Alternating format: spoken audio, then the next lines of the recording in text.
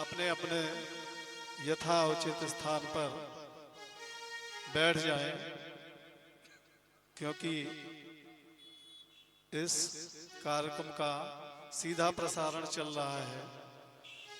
तो जो बातें उचित हों उन्हीं बातों को अपनाएं। पीछे जो माताएं खड़ी हैं वो भी बैठ जाएं, जो बहनें खड़ी हैं वो भी बैठ जाएं।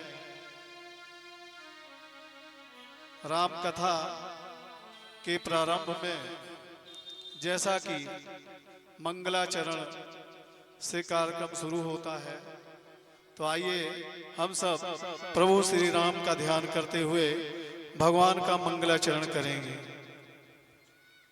ओम श्री गणेशाय नमः। माता रामो मत्पिता रामचंद्रा, स्वामी रामो मत सखा रामचंद्रा। सर्वस्व में रामचंद्रो दयालु, नर नित्यम जाने नहीं जाने न जाने। रामाय रामभद्राय रामचंद्राय वेद से, रघुनाथाय नाथाय सीताय पते, लोकाभिरामं रणरंगधीरं, राजीवनेत्रं रघुवंशनाथं,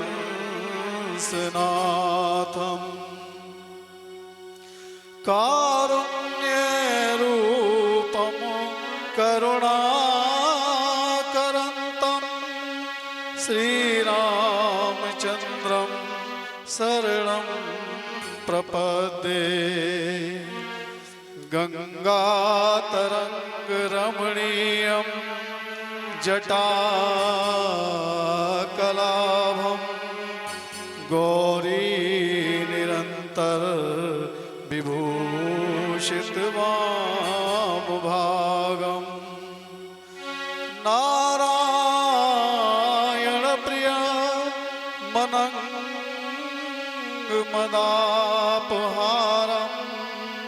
वाराणसी पुरपतिं भज विश्वनाथं। यत्र यत्र रघुनाथ कीर्तनं, तत्र तत्र कृतमस्तकाञ्जलिं, बाष्पवारि परिपूर्णलोचनं, मारुति नमत राक्षसान्तकम्। जय भारत जय भारती, जय जय माता हुलसी, वंदनीय इस भक्ति धरा के, जय जय बाबा तुलसी। जब तक नभ में सूर्य चंद्रमा, जग में राम कहानी, तब तक तेरी अमर रहेगी जग में राम कहानी। श्वास श्वास में राम रट, वृथा श्वास जनि खो,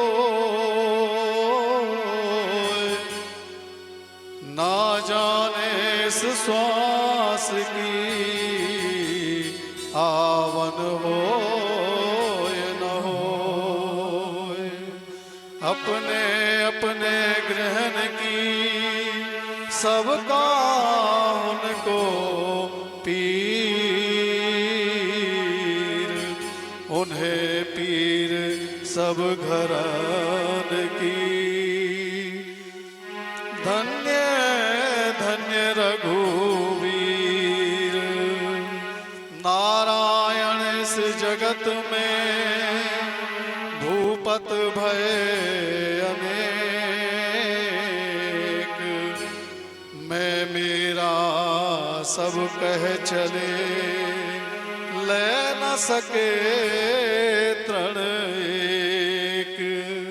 बोलिए यज्ञ नारायण भगवान की जय, श्री कामदगिरि भगवान की जय, श्री सीतानाथ की जय, श्री काशी विश्वनाथ की जय, श्री जगन्नाथ भगवान की जय, श्री गंगा मैया की जय, श्री नर्मदे मैया की जय, श्री दुर्गा मैया की जय, माँ जन्मदात्री की जय, गौ माता की जय, आसमानी माता की जय, मनही माता की जय, वीर बजरंगबली की जय, श्री वाल्मीकि जी की जय, श्री तुलसीदास की जय। भजन तत्पश्चात श्री राम प्रभु की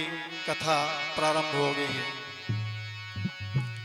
सिया राम जय जय राम, सिया राम जय जय सिया राम, सिया राम जय जय राम, सिया राम जय जय सिया राम।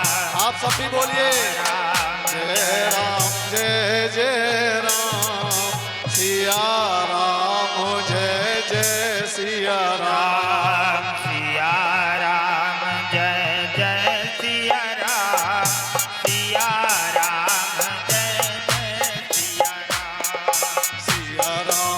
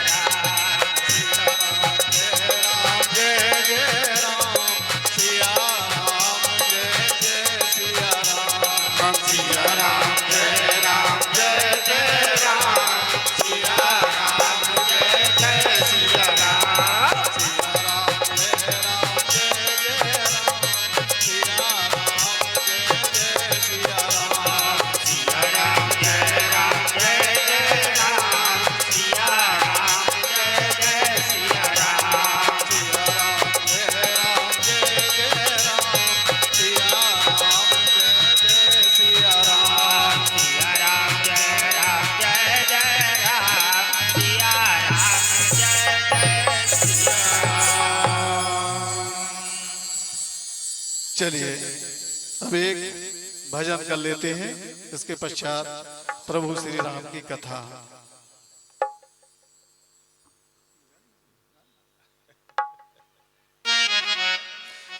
नगरी हो, चूंकि ये जो प्रांगण है गुलवारा ग्राम का, इस प्रांगण का नाम आज से श्री अयोध्यानाथ धाम रख दिया गया है। जय हो। इसलिए अब हम अयोध्या में बैठे हुए हैं और राम कथा जो हो रही है ना, ये राम कथा साक्षात अयोध्या धाम ही है। जय हो। साक्षात गंगा माँ है, साक्षात नर्मदा मैया है, साक्षात मंदाकिनी मैया है, साक्षात चित्रकूट है। जहाँ जहाँ राम कथा होती है वहाँ प्रभु हनुमान जी साक्षात विराजमान होते हैं। अब वो किस रूप में है, हमारे पास इतनी साधना नहीं है कि हम उनको पहचान सकें, लेकिन हमारा आग्रह है कि पीछे, क्योंकि भगवान सबसे पीछे विराजते हैं, इसलिए जो सबसे पीछे हैं वो कृपया अपनी अपनी मोटरसाइकिलों से उतरकर कृपया प्रांगण में आ जाएं, क्योंकि प्रांगण का ही महत्व होता है।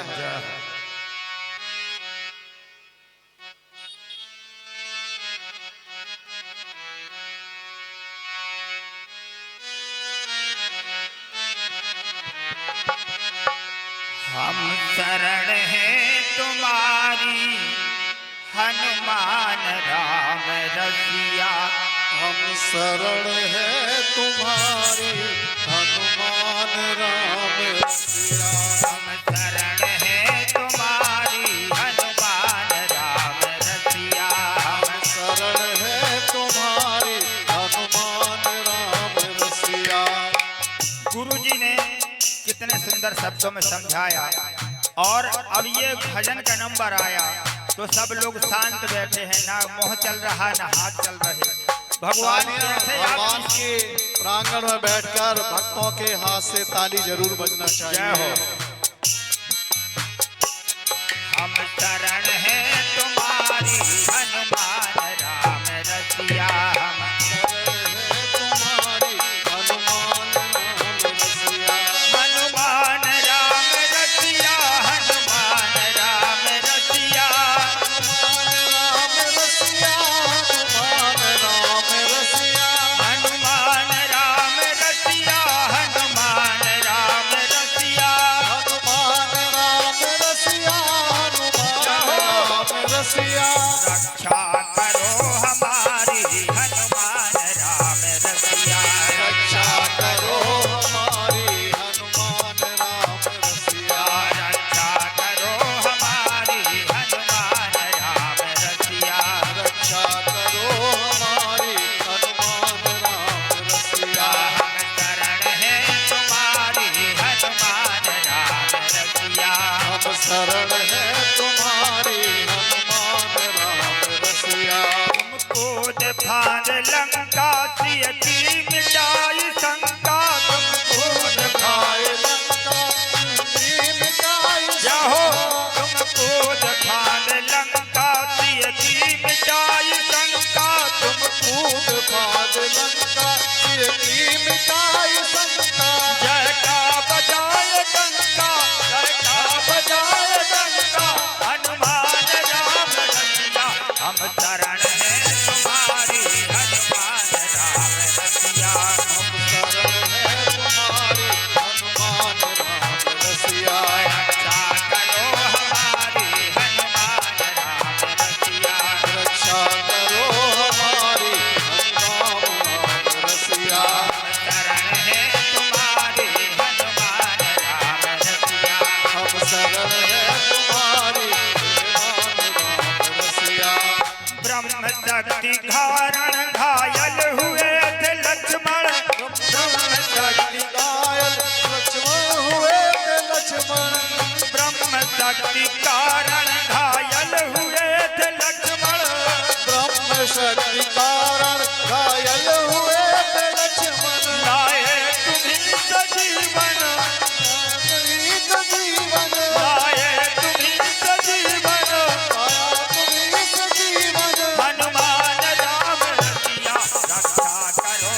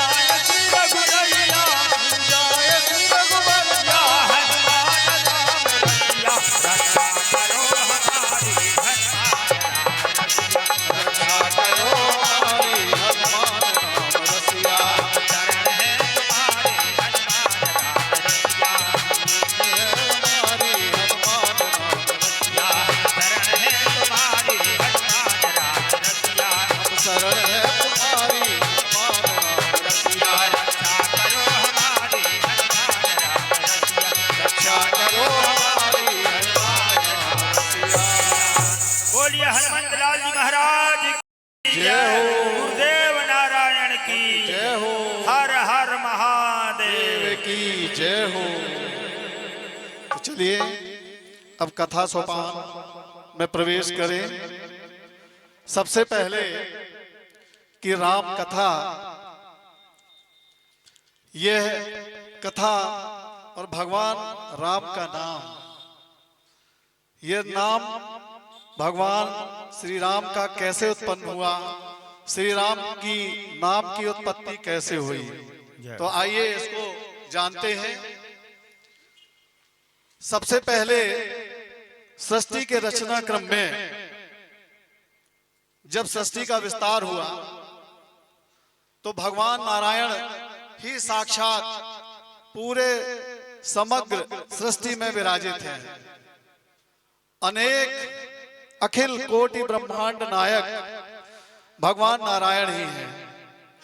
नारायण के चरणों में पाताल है, नारायण के मस्तक में ब्रह्मलोक है, नारायण के जो भ्रकुटी विलास है उसमें महाकाल का वास है, भगवान के नेत्रों में सूर्य भगवान का वास है, भगवान के जो केश हैं उनमें मेघों का वास है, भगवान की जो नासिका है नाक उसमें अश्विनी कुमार का वास है जिनको हम गंधर्व भी कहते हैं। पलकों की जो गति है, पलक झपकती है, इन पलकों की गति में रात दिन होते हैं। जितनी पलक झपकती है उतने में रात दिन होता है। भगवान के जो कान हैं वो 10 दिशाएं हैं। भगवान की जो श्वास है वही पवन है और भगवान की जो वाणी है वह वेद है। भगवान के जो होठ हैं वो लोभ है। जब हमको कोई लोभ सताता है ना तो हमारे होठों में जला जाता है, होठों में रस आ जाता है, लालायित हो जाते हैं।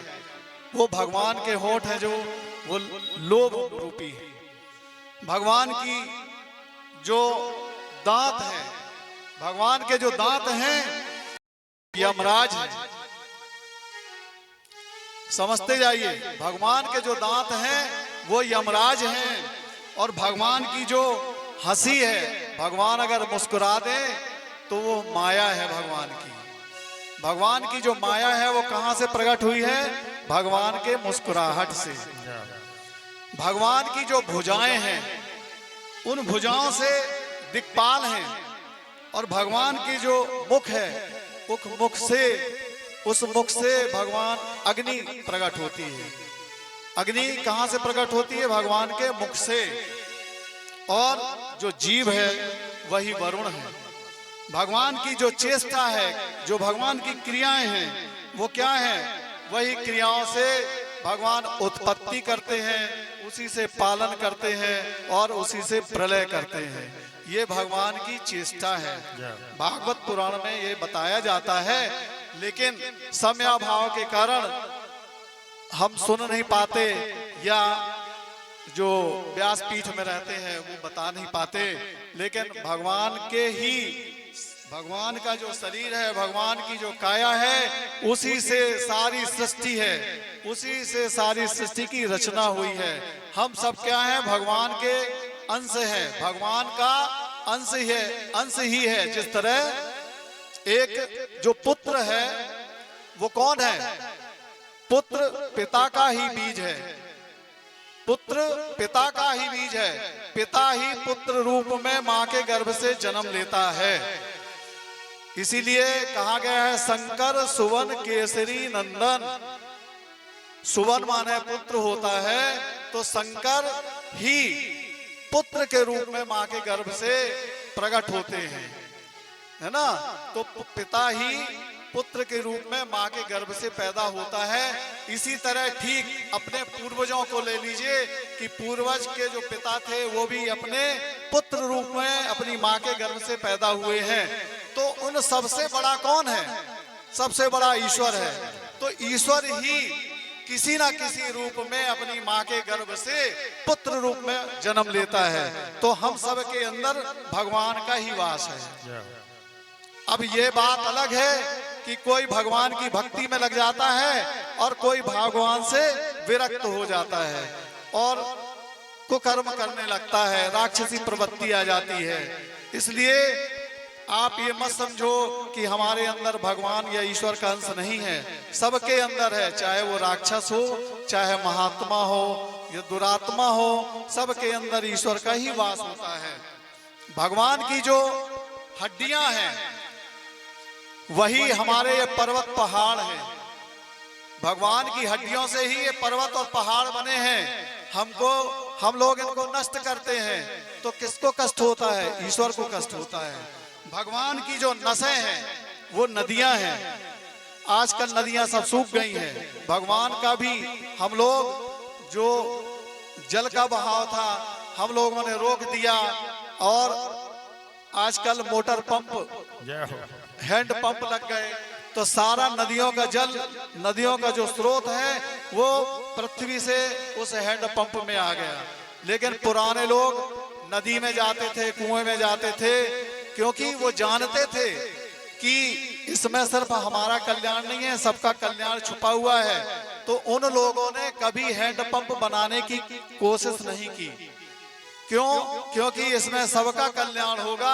अब आज नदियां सूखी पड़ी हैं तो सारी फसल चौपट हो रही है। हम लोगों को पानी की त्राह त्राह मची हुई है और आगे कुछ समय में पानी के पीछे विश्व युद्ध होगा, क्योंकि पानी की इतनी किल्लत हो जाएगी कि लोग पानी के पीछे आज लड़ रहे हैं तो आगे आने वाले समय में निश्चित ही लड़ेंगे।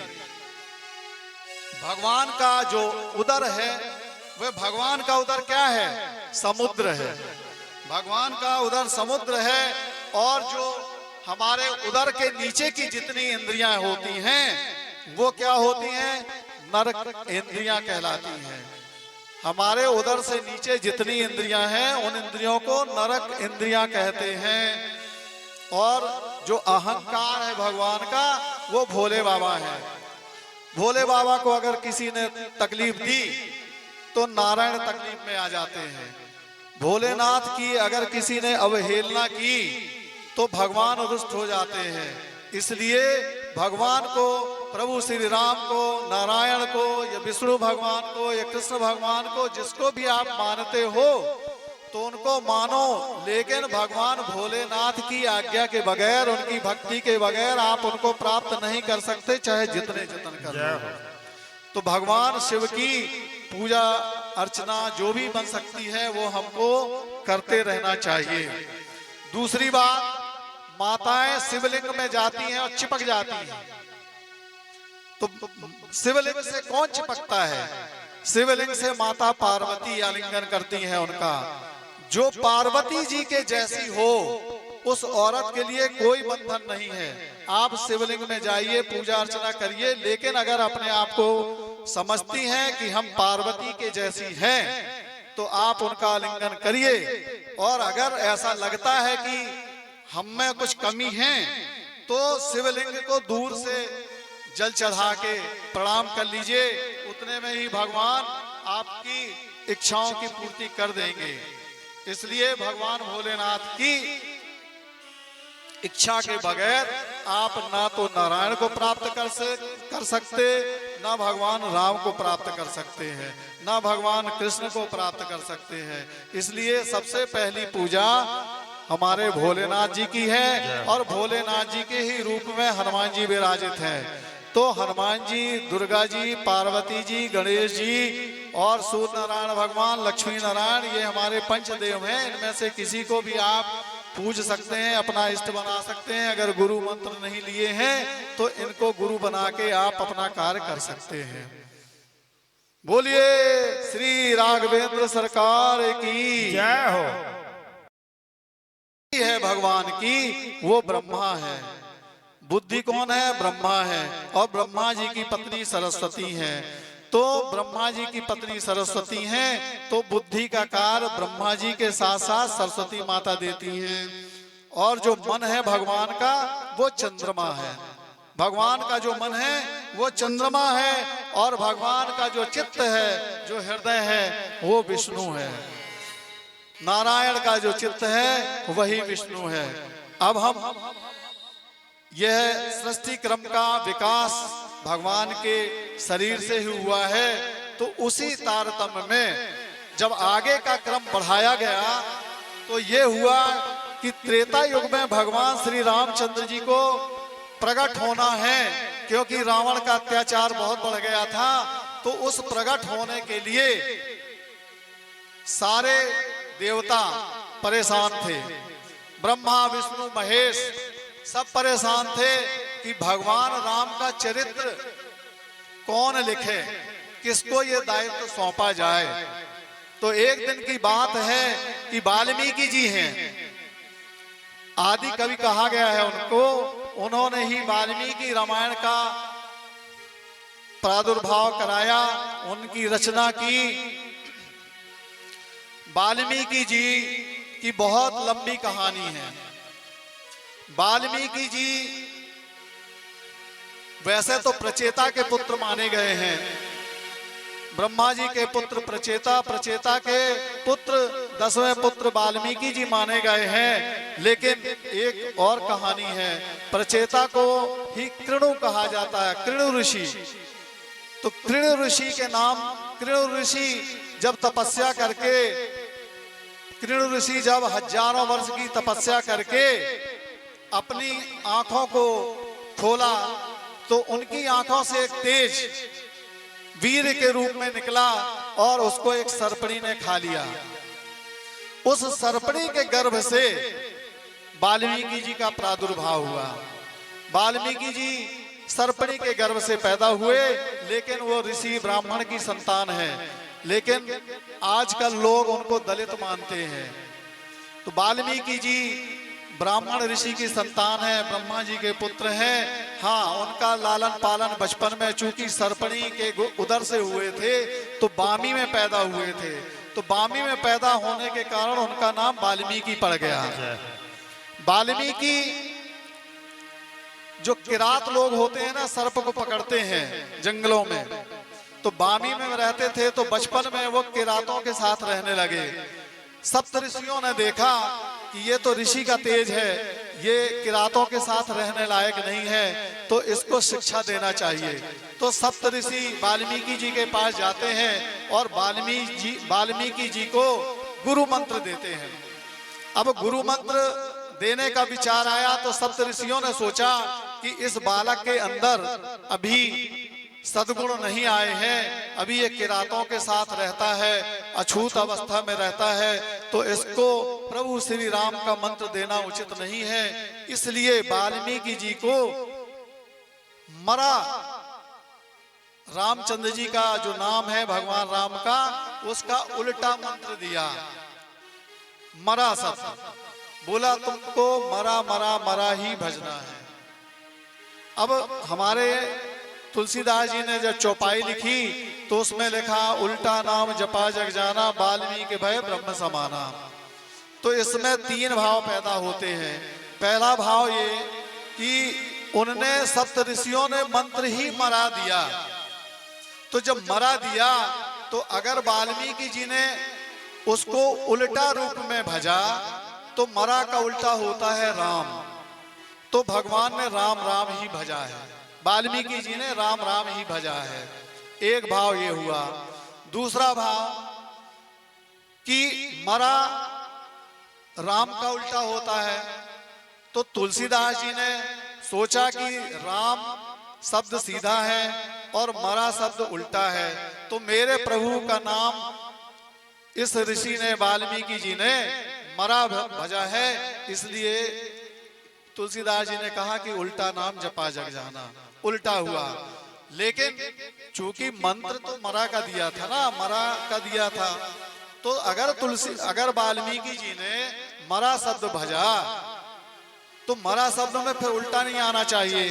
तो फिर वहां ये भाव आता है, उल माने उमंग और अटा माने भाव। तो वाल्मीकि जी ने उस मरा शब्द को बड़े उमंग से और बड़े भाव से मरा मरा ही भजा। ये 3 भाव हैं। तो 3 भाव में अब भक्तगण, श्रद्धालु जन, महात्मा जन, संत जन जिस भाव में देखना चाहें उस भाव में देख सकते हैं। अब जब वाल्मीकि जी की तपस्या पूर्ण हुई, हजारों वर्ष तपस्या किया, यह मरा मरा शब्द कह करके, तो सप्त ऋषियों ने सोचा कि अब जाके देखना चाहिए कि इनकी तपस्या पूर्ण हुई तो इनके अंदर क्या विकास हुआ है। सप्त ऋषि पुनः वाल्मीकि जी के आश्रम में पहुंचे और देखा कि वाल्मीकि जी के ऊपर दीमक लग गई थी, वाल्मीकि जी की हड्डियां भर रह गई थी, ऊपर से दीमक लग गई। और जब सप्तऋषि वहां पहुंचे तो वाल्मीकि जी को मंत्र अभिमंत्रित करके वाल्मीकि जी को जगाया और देखा कि वाल्मीकि जी के अंदर से तेज प्रवाह, उनका जो तेज था उस तपस्या का, वह चमक रहा था।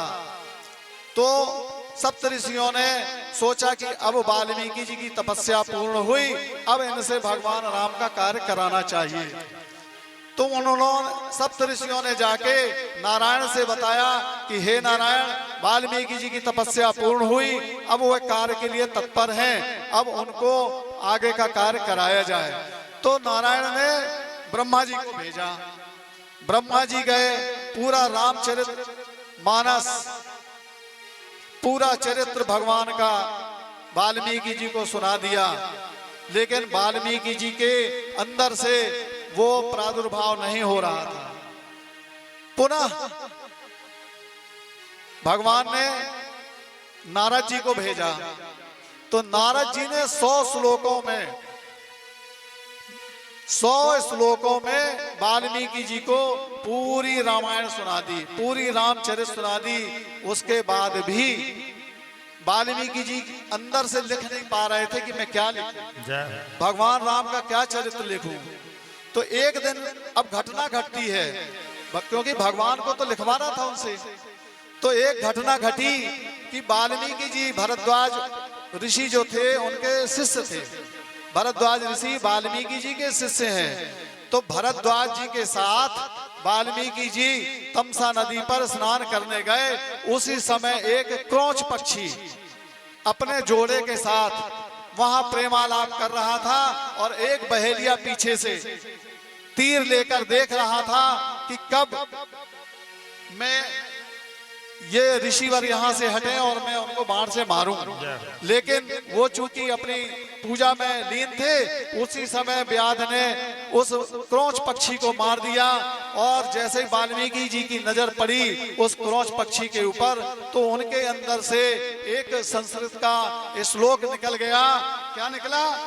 मां निषाद प्रतिष्ठा त्वगमा शाश्वती समाह यत्रोच मिथुनादेकं वदी काम मोहितम।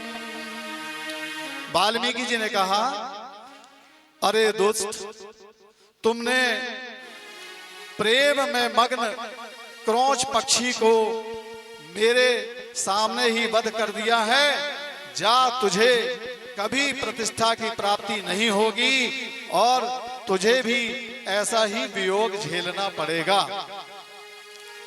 जब यह श्लोक भगवान नारायण जी को बताया गया, तब नारायण जी ने सोचा कि अब वाल्मीकि जी के अंदर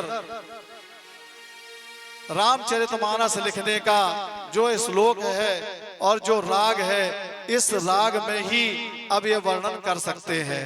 तो नारद जी को पुनः उन्होंने भेजा, बोला नारद जी अब जाइए। और वाल्मीकि जी ने वो पूरी रामायण रच दी। अब जब रामायण रची तो उसमें 1 अरब श्लोक लिखे गए। 1 अरब श्लोक वाल्मीकि जी ने लिख दिया।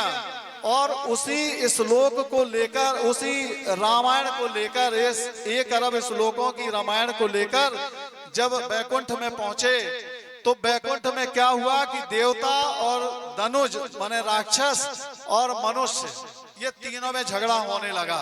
बोले ये हमको दे दो, तीनों आपस में लड़ने लगे कि ये रामायण, ये श्लोक हमको दे दो। तो नारायण जी के पास समस्या पैदा हो गई। अब नारायण ने कहा कि ठीक है, मैं बंटवारा करता हूं। तो उन्होंने एक अरब श्लोकों को 33 करोड़ में बांट दिया। अब 33 करोड़ जब बांट दिया तो 1 करोड़ फिर भी बच गए। अब जब 1 करोड़ बचे तो फिर उनमें लड़ाई चालू हुई। तो फिर विष्णु भगवान ने उनको 33 लाख में बांट दिया। अब जब 33 लाख में बांट दिया तो फिर 1 लाख बच गए। अब जब 1 लाख बचे तो फिर उनमें झगड़ा शुरू हुआ। तो फिर भगवान ने क्या किया कि फिर 33 हजार बांट दिया। अब जब 33 हजार बांट दिया तो फिर 1000 बच गया। जब 1000 बचा तो फिर उनमें झगड़ा शुरू हुआ। तो फिर बांटा, फिर 300 बांटे। तो 300 बांटने के बाद फिर भी 100 श्लोक बच गए। अब जब 100 बचे तो फिर पुनः उनमें लड़ाई चालू। तो फिर भगवान ने बांटा उनको। तो फिर 30 बांट दिए, सॉरी 33 बांट दिए, क्षमा करिएगा, 33 बांट दिए तो 99 हो गए। अब 99 में से 1 श्लोक बच गया। अब उनमें फिर लड़ाई चालू हुई। तो भगवान शंकर जी प्रकट हो गए। अब बोले कि ये जो 1 श्लोक है इसमें कितने अक्षर हैं? तो नारायण ने कहा इसमें 32 अक्षर है। और 32 अक्षर का एक अनुष्टुप छंद होता है। उस अनुष्टुप छंद के 32 अक्षरों को फिर 3 जनों में बांटा गया। तो फिर 10 बांट दिए। तो जब 10 बटे तो 30 हो गए। अब आखिरी के 2 अक्षर बचे। वो जो 2 अक्षर बचे वो भगवान शंकर जी ने कहा कि ये जो 2 अक्षर है यही राम है और ये मेरे को दे। तो भगवान शंकर जी ने उन 2 अक्षरों को अपने हृदय में समाहित कर लिया और पूरी रामचरितमानस उनके हृदय में कंठस्थ हो गई, उनके हृदय में समाहित हो गई। बोल सियावर रामचंद्र जी की जय हो। तो आइए, इस तरह से जब बंटवारा हो गया तो भगवान राम का अब गुणगान करने के लिए सारे श्लोक बांटे जा चुके थे। नारायण ने कहा कि ये श्लोक तो बट गए हैं और 33 करोड़ चले गए। 33 करोड़ 33 लाख 33,333 ये श्लोक चले गए। अब इतने बड़े श्लोक पढ़ेगा कौन? इनकी किताब कैसे छपेगी? वाल्मीकि जी भी उदास हो गए थे। उसी समय हनुमान जी प्रकट हो गए। हनुमान जी भी पत्थरों में लिख चुके थे पूरी रामायण। तो वाल्मीकि जी को उदास देखा तो वाल्मीकि जी आप उदास मत हो, मैंने जो ये रामायण पत्थरों में लिखी है इसको मैं समुद्र में फेंक देता हूँ। और वही समुद्र में जो भगवान हनुमान जी ने फेंका था वही पत्थर फिर सेतु बंधु बांधने के काम में आए थे। जब भगवान वनवास करके लंका में रावण को मारने गए थे तो जो सेतु बंधु रामेश्वरम में जो पत्थर लगे थे उनमें हनुमान जी द्वारा लिखी गई पूरी रामायण उसमें। जय हो। फिर वाल्मीकि जी प्रसन्न हुए। अब जब ये जो 33 करोड़ 33 लाख 33,000 बढ़ गए तो फिर विष्णु भगवान ने बोला कि ठीक है भाई, इतनी बड़ी रामायण नहीं लिखी जा सकती, तो मैं जब वेद व्यास के रूप में आऊंगा तो मैं पुनः इनका विभाजन करूंगा और वो 18 पुराण और महाभारत बने। 18 पुराणों को जो वेद व्यास जी ने लिखा है वो वाल्मीकि रामायण के ही अंश हैं।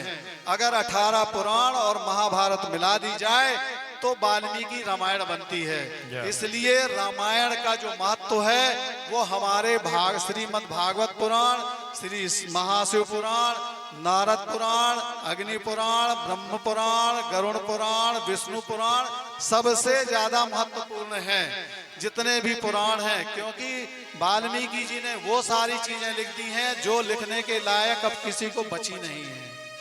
बोलिए श्री वाल्मीकि भगवान की जय हो।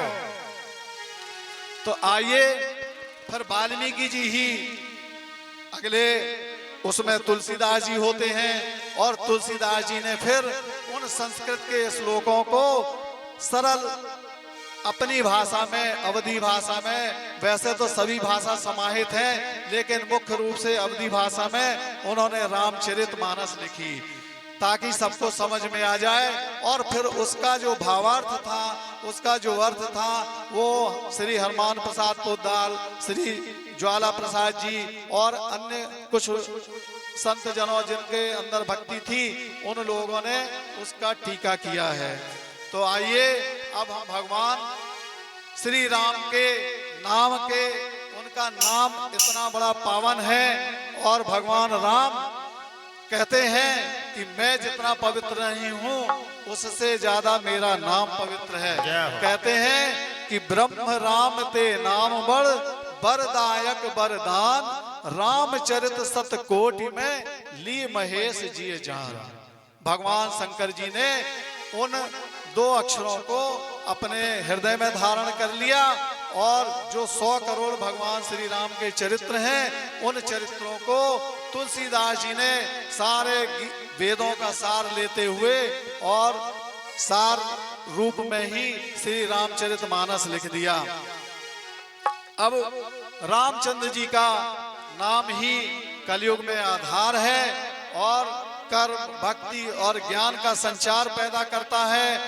ऐसा राम, ऐसा नाम जो कि अनेकों पितरों को, प्रेतों को, गणिकाओं को, अधर्मियों को, जिसने भी भगवान का नाम लिया है उसको भगवान के नाम ने तार दिया है। भगवान कहते हैं कि मैं जब वनवास जा रहा था, चित्रकूट जा रहा था, तो जिनकी नजर मुझ पे पड़ी और मेरी नजर जिन पे पड़ी वो तो तर गए, लेकिन भगवान कहते हैं कि जो मेरा नाम है वो तो बिना देखे, एक दूसरे की नजर पड़े बगैर वह नाम करोड़ों करोड़ों लोगों को तार दिया। बोल ऐसे श्रीयावर रामचंद्र भगवान की जय हो। तो कहते हैं हो कहावत सब कहत, राम सहत उपहास, साहिब सीता नाथ सो सेवक तुलसीदास।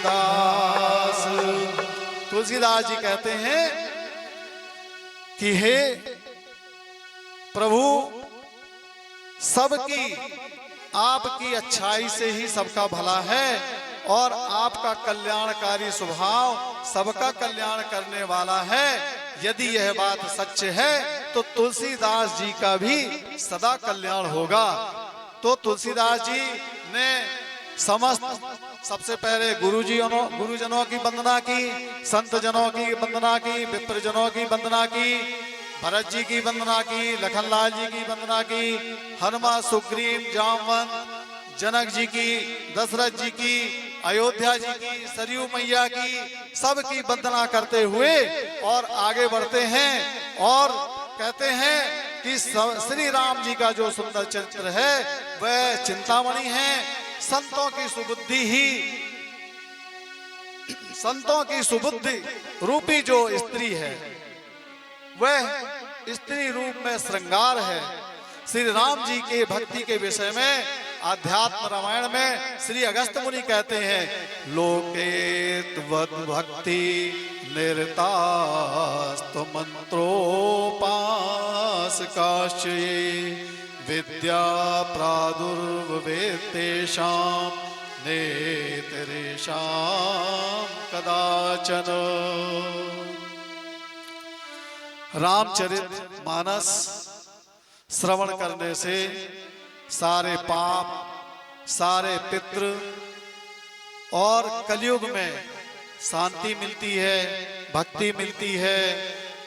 भगवान श्री राम का जो नाम है वह सब पूरे कुल को तार देता है और जहां भी यह कथा होती है वहां से एक एक मील दूर तक जिनके कानों में यह कथा का एक भी शब्द जाता है उनका भी कल्याण हो जाता है, ऐसा भगवान कहते हैं। और शास्त्रों में है रामचरितमानस सभी वेद, शास्त्रों और पुराणों का सार है।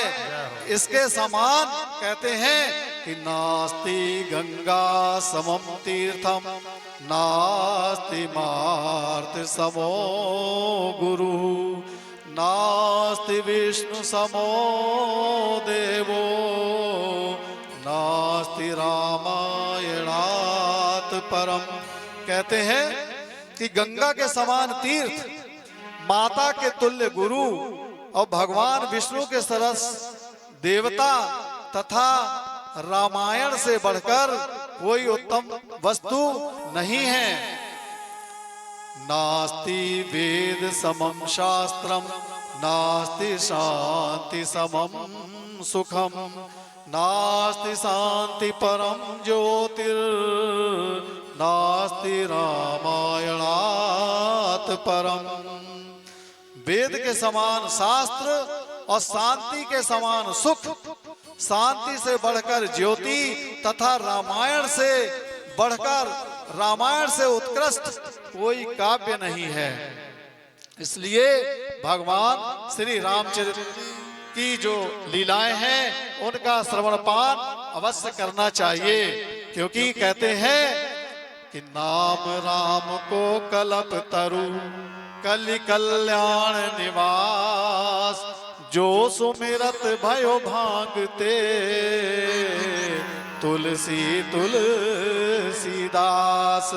तुलसीदास जी कहते हैं कि कलयुग में राम नाम कल्प वृक्ष है और सभी कल्याण मंगल का धाम है, जिनके स्मरण करने मात्र से यह निकृष्ट तुलसीदास जी, जैसे भांग का जो पेड़ होता है ना उसको निकृष्ट माना गया है, तो तुलसीदास जी अपने आप को भांग का पेड़ समझते हैं।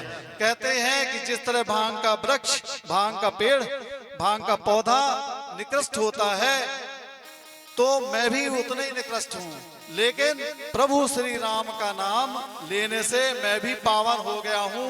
जिस तरह भांग के पौधे को तोड़कर भगवान शिव को अर्पण कर दिया जाता है तो वह भी पवित्र हो जाता है, उसी तरह तुलसीदास जी कह रहे हैं कि मैं भी इतना निकृष्ट हूँ कि भगवान राम का नाम लेकर मैं भी पवित्र हो गया हूँ।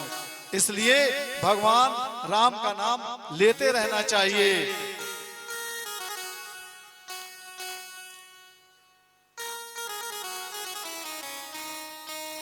राम नाम नहीं गाएगा तो,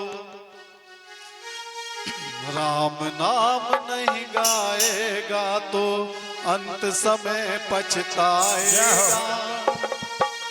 राम नाम का अमृत पी ले भव से पार हो जाएगा। राम नाम नहीं गाएगा तो अंत समय पछताएगा। राम का अमृत पी ले, राम नाम का अमृत पी ले भव से पार हो जाएगा। राम नाम नहीं गाएगा तो अंत समय पछताएगा। राम नाम नहीं गाएगा तो अंत समय पछताएगा। राम नाम नहीं आएगा तो अंत समय पछताएगा।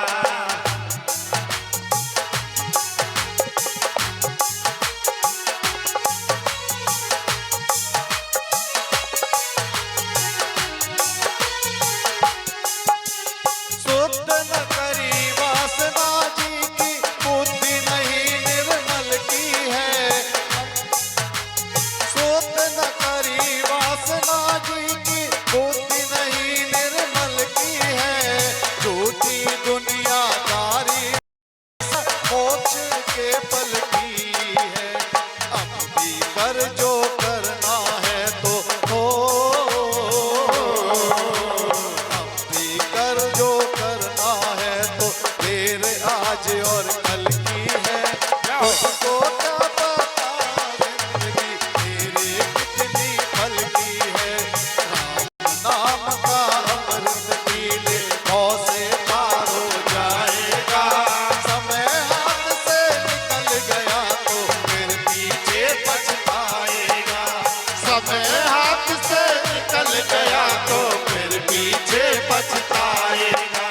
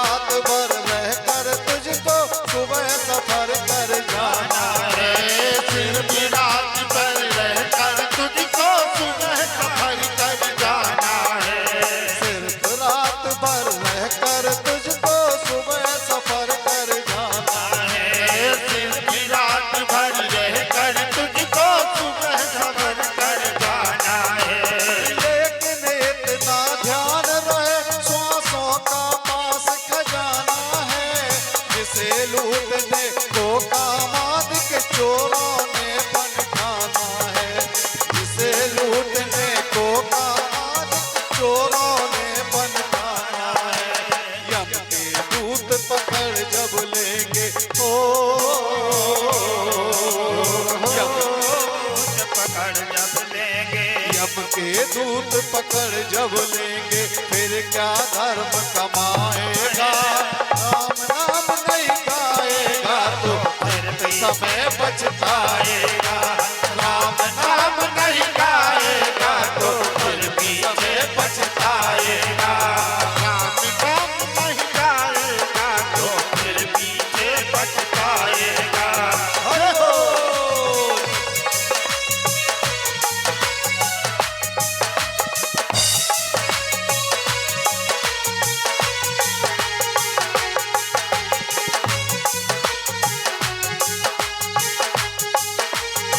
जय हो।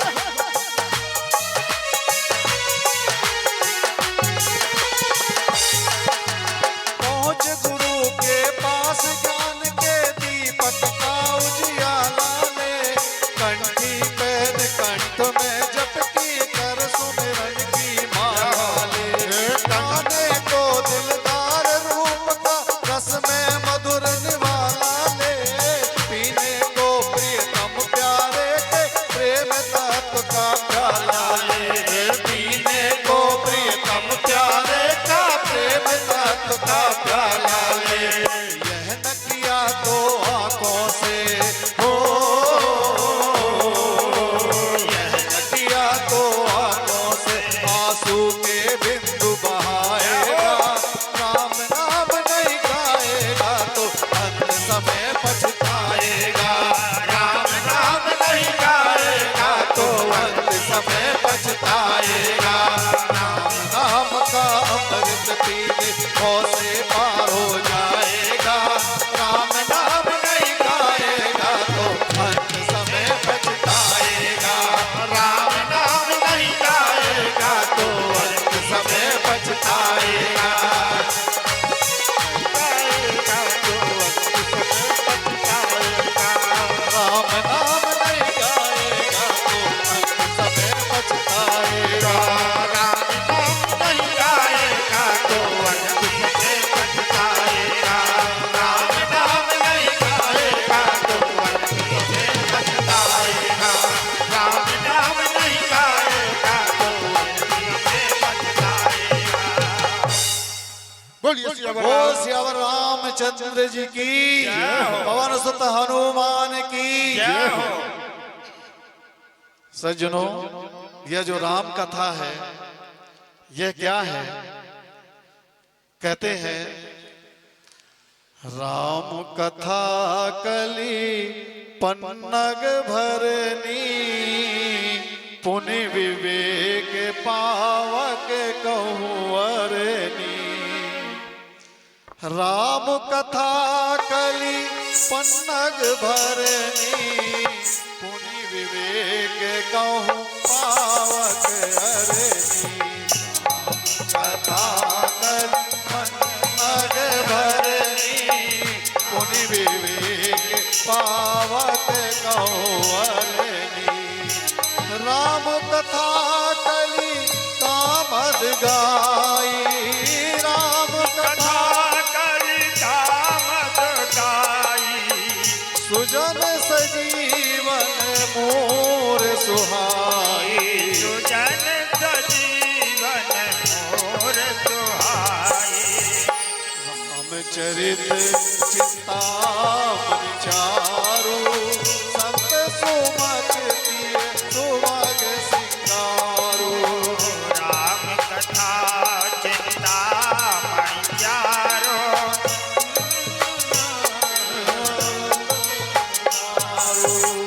मंत्र महामणि विषय ज्ञान के। भेदत कठिन को अंक वाल के।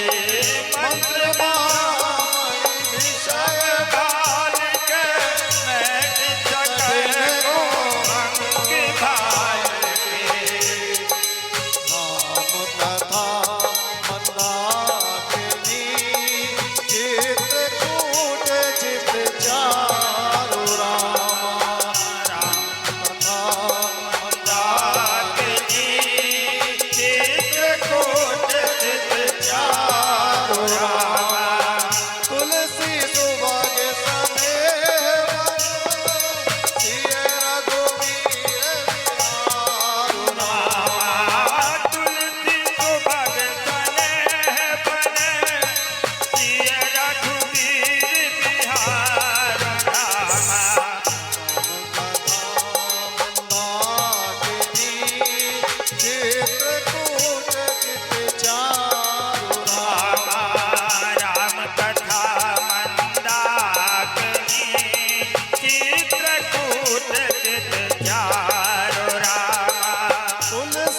सुभग स्नेह बना ये रघुवीर बिहार।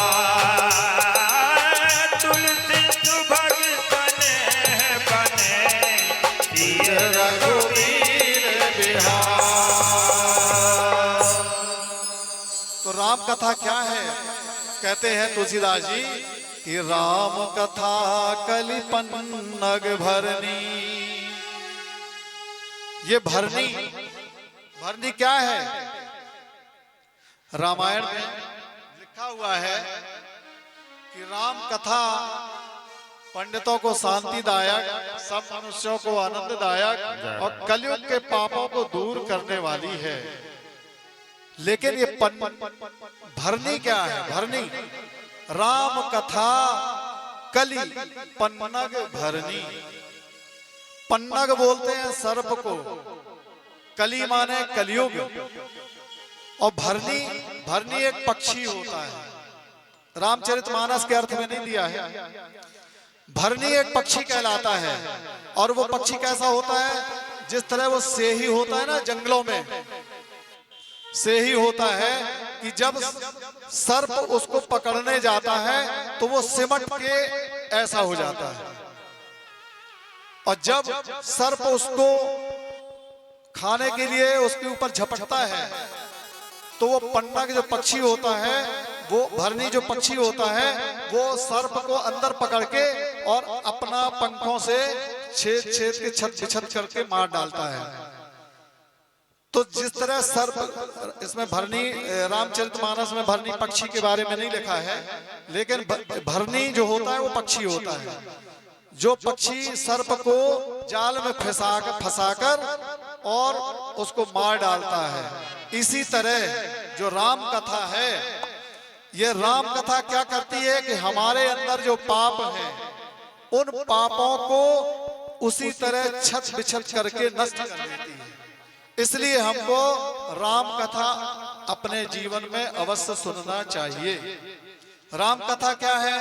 राम कथा तुलसीदास जी कहते हैं कि राम कथा मंदाकिनी है। मंदाकिनी कौन है? ये गंगा मैया है।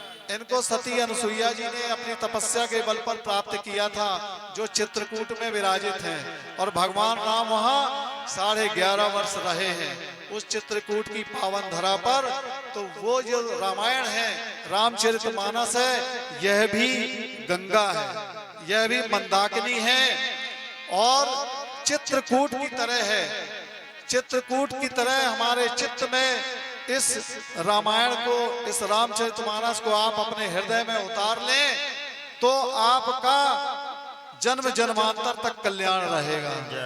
जो सज्जन, जो भक्त एक चौपाई भी, एक अक्षर भी, और अगर समय नहीं मिलता तो भगवान रामचरितमानस की जो मूर्ति है, भगवान राम लक्ष्मण सीता सहित हनुमान जी का जो दरबार है, उसके प्रणाम भर कर लेंगे तो आपको रामायण पढ़ने का, रामचरितमानस पढ़ने का पुण्य फल प्राप्त हो जाता है। इसलिए रामचरितमानस को अगर आप पढ़ नहीं सकते हैं तो कम से कम सामने खड़े होकर प्रणाम कर लें, फिर अपने काम में लग जाएं। और भगवान राम नाम का समय जो भी मिले उसमें सुमरण करते रहना चाहिए, क्योंकि राम पैदा होने पर भी है, राम व्यक्ति के मृत्यु पर भी राम नाम सत्य है बोला जाता है। तो राम से बड़ा कोई नाम नहीं है, राम ही महामंत्र है। इसलिए राम का नाम जब समय मिले, जब फुर्सत मिले, तब पढ़ लेना चाहिए। एक भक्त की कहानी बता रहे हैं आपको कि एक भक्त को कभी दिन में समय नहीं मिलता था, ना रात में मिलता था। घर में आता था तो उसकी पत्नी झगड़ती थी, दिन में रहता था तो अपने कार्य में व्यस्त रहता था। तो वो जब सवेरे लोटा लेके जाता था तो लोटा ले जाकर के जहां बैठता था तो असौच अवस्था में बैठा रहता था और उसी समय भगवान राम का नाम लेता रहता था। उसी रास्ते से हनुमान जी निकला करते थे अयोध्या धाम की गलियों में। तो भगवान राम के दर्शन करने के लिए सुबह सुबह हनुमान जी जाया करते थे। वहां वो व्यक्ति, वो भक्त, ऐसा विचित्र भक्त जो असौच अवस्था में ही राम का नाम लेता था। तो हनुमान जी ने एक दिन देखा, कुछ नहीं बोला, दूसरे दिन निकले, कुछ नहीं बोले। अब देखते हैं कि अरे यार, ये तो डेली रोज भगवान राम का नाम लेता है और लोटा लेके बैठा हुआ है, साला कितना बड़ा धर्मी है। ऐसा हनुमान जी के मन में विचार आया कि ये बड़ा कुकर्मी है, बड़ा पापी है कि असोच अवस्था में भगवान का नाम जप रहा है। तो हनुमान जी को गुस्सा आ गई। उनको जब क्रोध आया तो हनुमान जी ने एक लात मार दिया। अब हनुमान जी का लात तो लाता ही है, लेकिन भगवान ने जब देखा कि हनुमान जी मेरे भक्त को पैर से आघात करने जा रहे हैं, तो उस आघात को भगवान स्वयं सह लेते हैं और वो जो भक्त था वो लोटा सहित वहां लुढ़क जाता है। अब हनुमान जी आगे बढ़ते हैं। अब आगे बढ़कर जब भगवान राम के पास उनके महल में पहुंचते हैं तो देखते हैं कि भगवान अपने बिस्तर पर, अपने बिछावन पर लेटे हुए हैं और कराह रहे हैं दर्द से। हनुमान जी ने पूछा, प्रभु आप तो सुबह 4 बजे भोर में उठ जाते थे, लेकिन आज क्या बात हो गई, आज आप उठे नहीं हैं और अभी भी बिस्तर पर ही लेटे हुए हैं। तो भगवान राम ने कहा कि हनुमान, आज तुमने इतनी जोर से लात मारी है मेरे को कि मेरे घाव हो गया पीछे, मेरी पीठ में बहुत दर्द है, मैं उठ नहीं पा रहा हूं हनुमान। तो बोले, प्रभु ऐसा अधर्म मैं कैसे कर सकता हूं, मैं तो आपका सेवक हूं, मैं आपको कभी लात मार ही नहीं सकता हूं। रामचंद्र जी ने कहा, नहीं हनुमान, तुम ही ने लात मारा है। जय हो। बोले, प्रभु आप कैसे अनर्थ कह रहे हैं, मैं तो सदा से आपका सेवक रहा हूं, है आपके ही समक्ष रहता हूं, मैंने आपको कभी छुआ भी नहीं, मैं तो प्रभु आपके चरणों को प्रणाम करके दूर हो जाता हूं, है, लेकिन मैं आपको कैसे चरण हूं। तो रामचंद्र जी ने बोला कि हनुमान, तुमको मेरा विश्वास है ना, मैं वही हूं, तुम पहले अंदर झांक के देख लो अपने हृदय में कि मैं वही हूं कि कोई दूसरा तो नहीं हूं जो आपसे बात कर रहा हूं।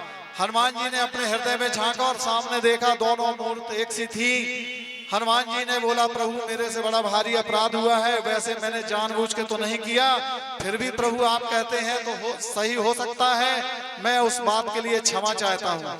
तो बोले, हनुमान तुमने जानबूझ के यह अपराध नहीं किया है, तुमने जो मेरा एक भक्त था, रोज उसको असौच अवस्था में ही समय मिलता था और मेरा नाम, राम का नाम जपता था, मेरा नाम लेता था, उस भक्त को तुमने अपने चरणों से इतनी जोर से आघात किया कि मुझे ही उस भक्त के हृदय में विराज कर, उसके शरीर में विराज कर और तुम्हारे चरणों का आघात झेलना पड़ा। इसलिए आज जो दर्द है वो हनुमान तुम्हारे द्वारा दिया गया है। अब आज के बाद कभी उस भक्त को चरण से प्रहार मत करना, वह मेरा परम भक्त है। तो ऐसे हैं हमारे भगवान राघवेंद्र सरकार है। बोल राघवेंद्र सरकार की जय हो। तो सज्जनों, आइए, आज कथा का प्रथम दिवस है, काफी लेट हुए हैं, आज का प्रसंग यहीं पर विश्राम करते हैं। विश्राम करने के पूर्व एक भजन, उसके बाद आरती होगी, तत्पश्चात आप अपने अपने घरों को जाएंगे और कल कोशिश करेंगे कि 2:30 बजे से सब लोग आ जाएं, हम भी 2:30 बजे आ जाएंगे। तो कल से कथा का प्रारंभ 2:30 बजे से शुरू होगा और कल भगवान भोलेनाथ जी का विवाह सती प्रसंग होगा।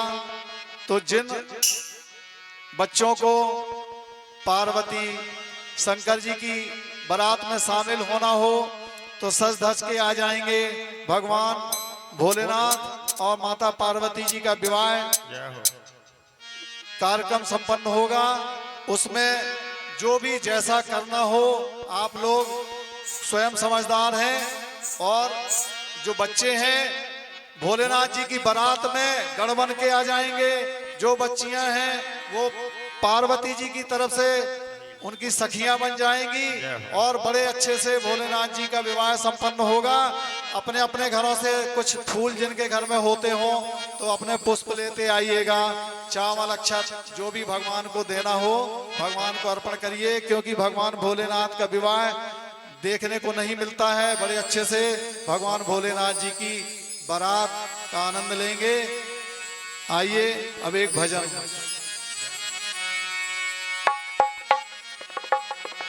बोलिए हनुमंत लाल जी महाराज की जय, गुरुदेव स्वामी की जय।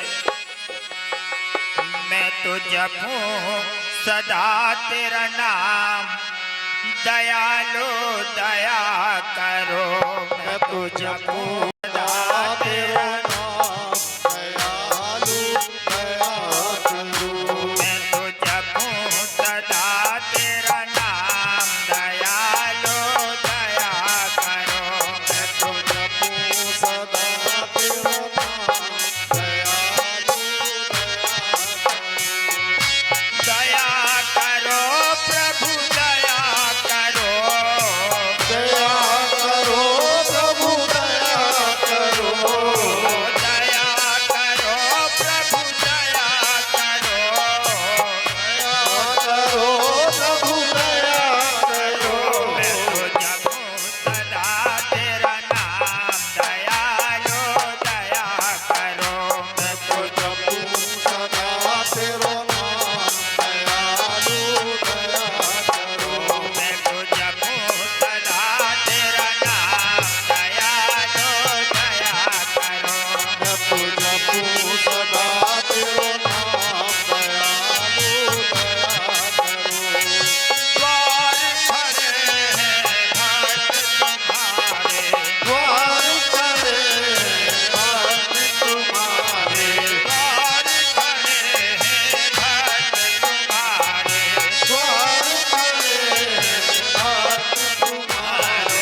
अपनी दया को खोलो द्वारे, अपनी दया के खोलो किवारे। पूजन करो अथयाम, दयालो दया करो।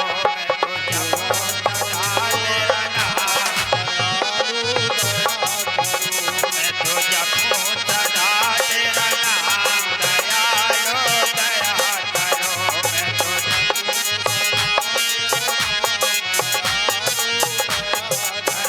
मैं तो जपूं सदा तेरा नाम, दयालो दया करो।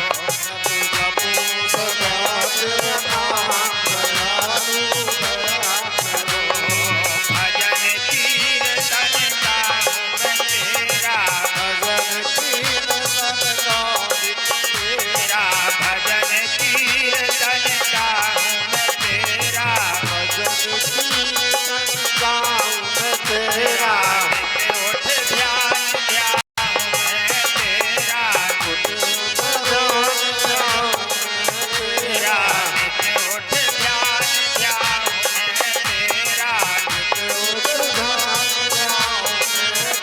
हरे राधे कृष्ण श्री राम, हो रामा राधे कृष्ण श्री राम, दयालो दया करो। मैं तो जपूं सदा तेरा नाम, दयालु दया करो। मैं तो जपूं सदा तेरा नाम, दयालु दया करो। मैं तो जपूं दयालु दयालो दया करो। मैं तो जपूं सदा तेरा नाम, दयालो दया करो। साधु संत की संगत देना, देना साधु संत की संगत देना,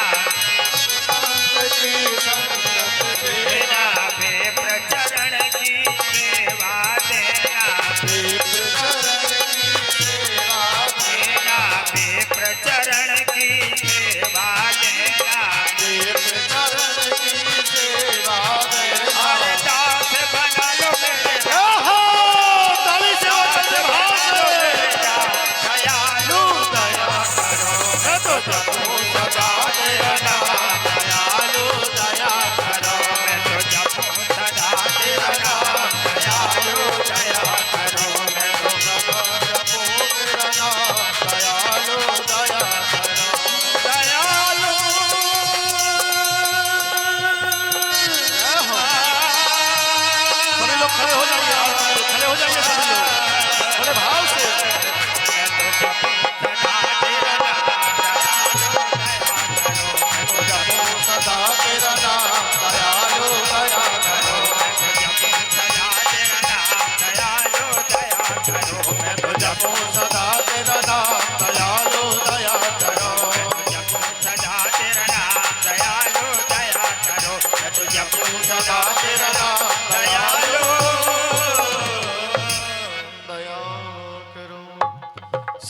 आरती के लिए खड़े हो जाएंगे।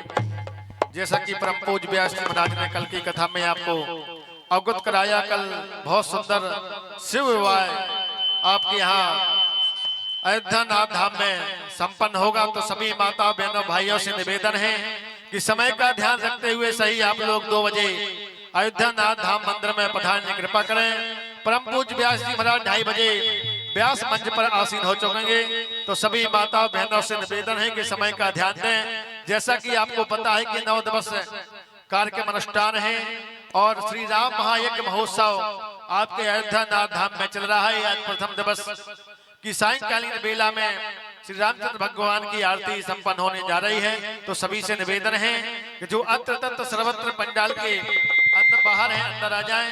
भगवान अयोध्याधिपति के चरणों में चलकर हम सब मिलकर आरती करेंगे। ओम ज्वाला माल्यै नमः मेश्वर्यै नमः गन्धाक्षरपुष्पाणि समर्पयामि। चंद्रमा मनसो जात चक्षुः सूर्यो अजायता श्रोत्राद्वायुश्च प्राणिश्च मुखादग्निरजायतो। आरती श्री रामायण जी की। आरती श्री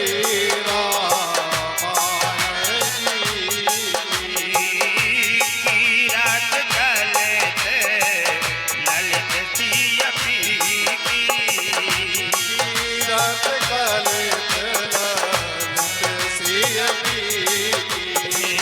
गावत ब्रह्मा देखे मोन नारद